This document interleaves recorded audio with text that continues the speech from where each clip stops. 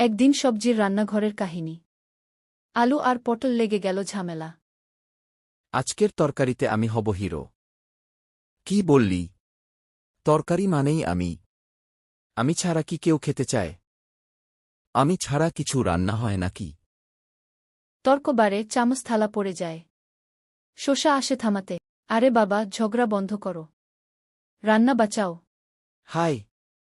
তরকারিতে কোনো স্বাদই নেই। এটা নিশ্চয়ই ওর দোষ। আসলে তোমরা একসাথে না মিশলে রান্না সুস্বাদু হয় না। আলু ও পটল একসাথে কড়াইয়ে যায়।